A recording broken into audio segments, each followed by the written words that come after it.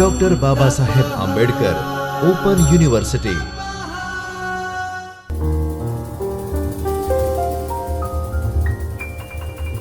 Doctor Baba Saheb Ambedkar open યુનિવર્સિટીના ચૈતન્ય સ્ટુડિયોમાં આપનું સ્વાગત છે. હું છું ડૉક્ટર વિનોદ માજીરાણા. વિદ્યાર્થી મિત્રો, જેમને મુખ્ય વિષય સંસ્કૃત અનુસ્નાતક જેમણે પ્રવેશ પ્રાપ્ત કર્યો છે, જેમાં સેમેસ્ટર 1 તેની અંદર પેપર 2, પેપરનું નામ છે નાટ્યશાસ્ત્ર અધ્યાય 1, 2 અને 6 અને ઉરુભંગ. તેમાં વિભાગ 1નું નામ છે નાટ્યશાસ્ત્ર અધ્યાય 1, 2 અને 6. તેમાં એકમ 1 નાટ્યશાસ્ત્રનો સામાન્ય પરિચય વિશે આજે વિગતે ચર્ચા કરીશું. સૌપ્રથમ તેમાં નાટ્યશાસ્ત્રનું સંપાદન, સમય અને પ્રકાશિત સંસ્કરણો વિશે આપણે વિગતે ચર્ચા કરીએ. નાટ્યશાસ્ત્રના રચયિતા વિશે જો આપણે વાત કરીએ તો પરંપરા પ્રસિદ્ધ અનુસાર નાટ્યશાસ્ત્રના રચયિતા ભરતમુનિ જ છે. પરંતુ આ ભરતમુનિ તે પૌરાણિક અને ઐતિહાસિક જાતિગત ઓળખાણ પણ ધરાવે છે. તેથી તેમના વિશે જે જુદા જુદા વિદ્વાનોમાં મંતાંતરો જોવા મળે છે. તેમાં શ્રી સુરેન્દ્રનાથ દીક્ષિત ભારત और ભારતીય નાટ્ય કલામાં ભારત વિશે જણાવે છે કે તેમના મત ભરણ કે ધારણના અર્થરૂપે ભ્રુ ધાતુથી બનેલો ભરત શબ્દ અગ્નિ અને મરુતના વિશેષણ રૂપે વેદોમાં પ્રયોજાયો છે. નાટ્ય પ્રયોગતા અને શિલ્પી વિભિન્ન નાટ્ય પ્રયોગોને ભરણ અર્થાત ધારણ કરતા હોવાથી ભરત કહેવાયા હશે. યાજ્ઞવલ્ક્ય સ્મૃતિમાં નાટ્ય પ્રયોગતા માટે ભરત શબ્દ પ્રયોજાયો છે. ભરત કે ભરતજનોની આ પરંપરાનો નટ સૂત્રો સાથે સંબંધ રહ્યો છે. આર્ષ પરંપરામાં રહેલા નટ સૂત્રો કદાચ નાટ્યશાસ્ત્રનું બીજ બન્યા હશે. શ્રી બાબુલાલ શુક્લના મતે ભરતમુનિ સ્વયં એક પૌરાણિક વ્યક્તિ છે, જેમને પહોંચ દેવલોકથી પૃથ્વીલોક સુધી વર્ણવી છે. પુરાણોમાં દશરથ પુત્ર ભરત, દુષ્યંત પુત્ર ભરત, માંધાતાનો પ્રપૌત્ર ભરત અને જડ ભરત, આમ અનેક ભરતોનો ઉલ્લેખ આપણને જોવા મળે છે. નાટ્યશાસ્ત્રના કરતા ભરતમુનિ કલ્પિત કરતા ઐતિહાસિક વ્યક્તિ વિશેષ લાગે છે. એમને બ્રહ્મા પાસે નાટ્યવેદ પ્રાપ્ત કરીને પોતાના 100 પુત્રોને ભણાવ્યા, તેનું જ્ઞાન આપ્યું. એટલું જ નહીં, તેમને મહેન્દ્ર વિજય નાટક, ત્રિપુરાદાહ જેમને ડીમ તરીકે અને અમૃત મંથન જે સમકાર તરીકે નાટકના નામક રૂપોની રચના પણ કરી, એનો નાટ્યશાસ્ત્રમાં ઉલ્લેખ જોવા મળે છે. ભરત નાટ્ય મંડપના આચાર્ય રૂપે અભિનવગુપ્ત, ધનંજય, નંદિકેશ્વર, સાગર નંદી, સિંહભૂપાલ, શારદાતનય વગેરે દ્વારા સ્વીકારાયા છે. ભરતમુનિ પણ મહર્ષિ પાણિનિની જેમ નાટ્ય વિદ્યાના સૂત્રકારના રૂપમાં પરંપરાથી જે પ્રસિદ્ધ છે. આ કારણે નાટ્યશાસ્ત્રનું બીજું નામ ભરત સૂત્ર પણ છે. સૂત્ર રૂપમાં શાસ્ત્રીય તત્વોના પ્રતિપાદનની પ્રવૃત્તિ આ ગ્રંથની મુખ્ય શૈલી છે. નાટ્યશાસ્ત્રમાં ભરત શબ્દ અભિનેતા, સૂત્રધાર વગેરે માટે પ્રયોજાયેલો હોવાથી પરવર્તી આચાર્યોમાં અનેક ભરતો હોવાની આશંકા ઉદ્ભવતા ભરતની આગળ આદિ ભરત અને વૃદ્ધ ભરત જેવા વિશેષણો લાગવા માંડ્યા.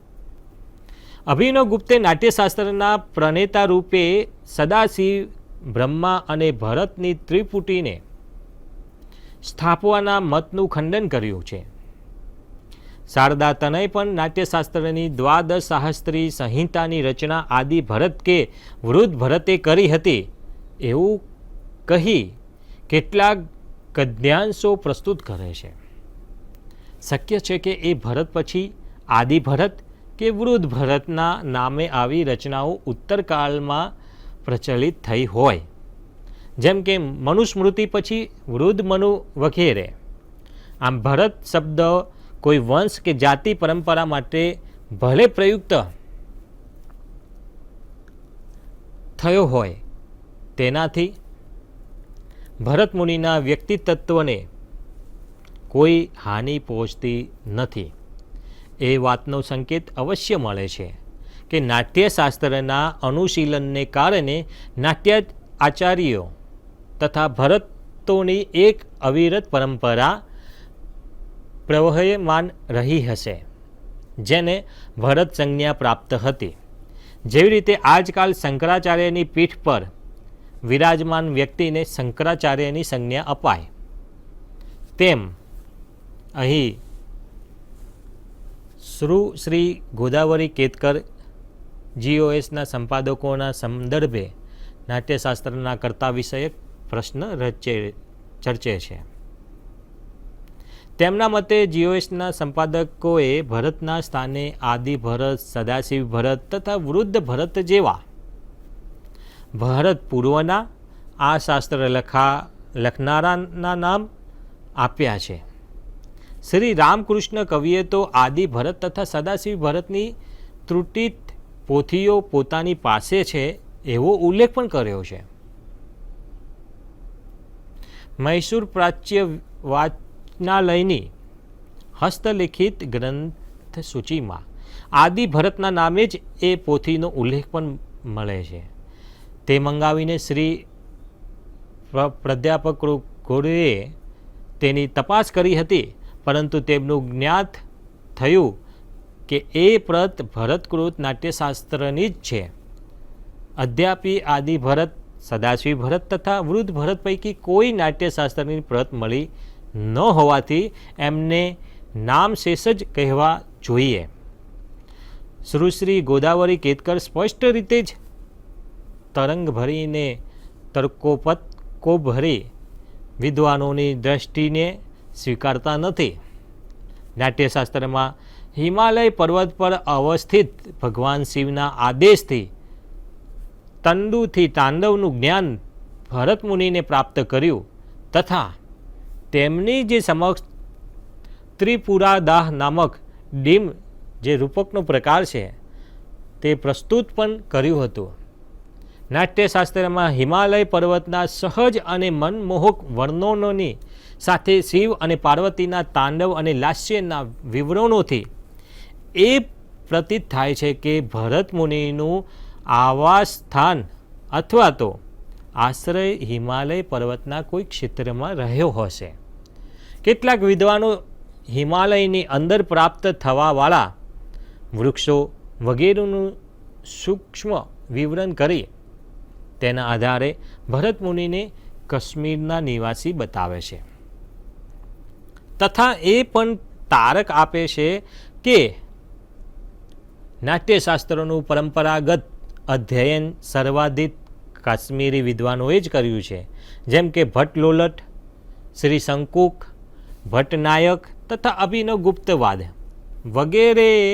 આમ ઉપરોક્ત ચર્ચા પરથી આપણે એમ કહી શકીએ કે હજારો વર્ષ દરમિયાન સમગ્ર બૃહદ ભારતમાં પાઠ્યગ્રંથ રૂપે થયેલા પ્રચારને કારણે જે પરિવર્તનો થયા, પરંતુ એના કેન્દ્રસ્થ વિષયોનો પ્રપંચ જળવાઈ રહ્યો છે એ પુનઃઘટિત કરી શકાય એમ છે. વળી ભરત પૂર્વે કોઈ નાટ્ય પરંપરા જ ન હતી એમ તો કોઈ સ્વીકારી શકે નહીં. કોઈ પણ યુગ પ્રવર્તક ચિંતકના ચિંતનની પીઠિકા હંમેશા પરંપરાથી જ બંધાતી હોય છે અને પરંપરાને આત્મસાત કરીને યુગવર્તી ચિંતક વિવિધ અંશોને સંયોજીને અમુક અંશોનો પરિહાર કરીને અમુક અંશોનો પરિહાર પ્રમાણે અમુક અંશોમાં પરિવર્તન તથા પરિવર્ધન કરીને અને કેટલાક મૌલિક અંશોને ઉદ્ધૃત કરીને પોતાના દર્શનનો આવિષ્કાર કરતો હોય છે. ભરત મુનિએ નાટ્યશાસ્ત્ર રૂપે આવું જ દર્શન આવિષ્કૃત કર્યું છે.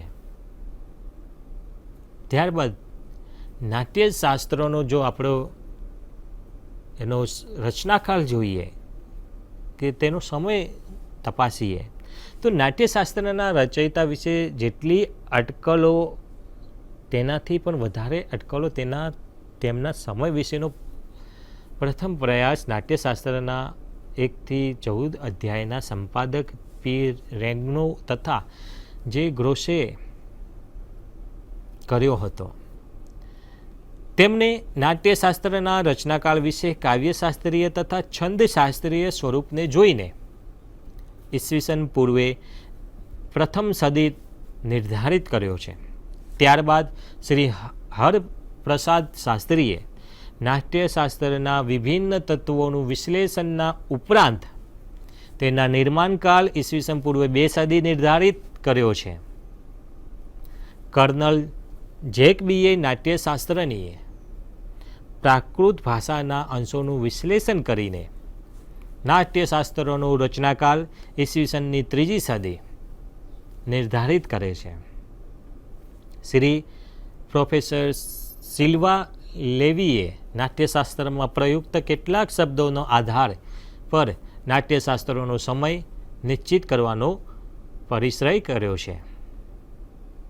તેમના મતમાં સ્વામી સુગૃહિત નામ, ભદ્રમુખ વગેરે શબ્દોના પ્રયોગના આધારે ઉપર નિશ્ચિત કરેલ છે. સ્વામી ઇત્યાદિ શબ્દોનો પ્રયોગ નહપણ અને ચષ્ટન ક્ષત્રયોના શિલાલેખમાં આવે છે. અને આ સિવાય શક, પવન, પહલવ વગેરે આક્રમણકારી જાતિઓના ઉલ્લેખ નાટ્યશાસ્ત્રમાં આવે છે. તેના આધારે તેઓ નાટ્યશાસ્ત્રનો સમય ઈસવીસન 2જી શતાબ્દી માને છે.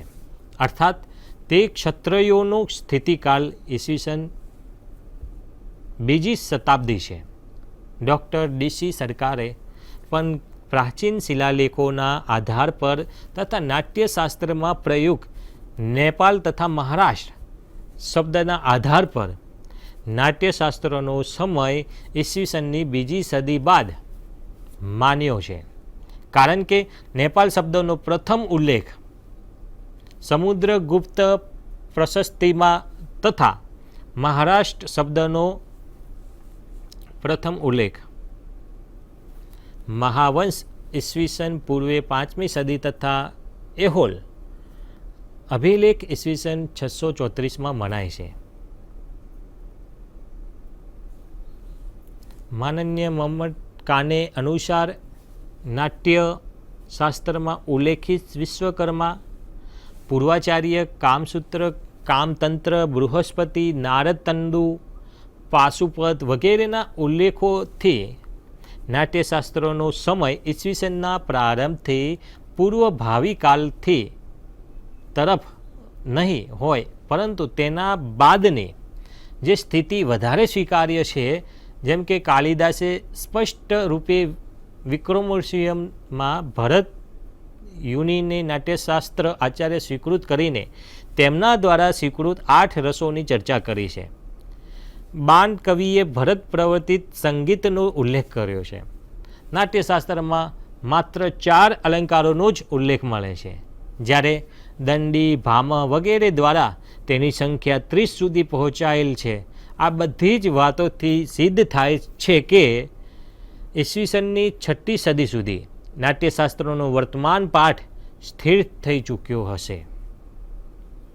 યાજ્ઞવલ્ક્ય સ્મૃતિમાં ગીત વિભેદોના પ્રસંગથી સ્પષ્ટ થાય છે કે નાટ્યશાસ્ત્રનો સમય ઈસવીસન 2જી સદી સુધી બાદનો નથી.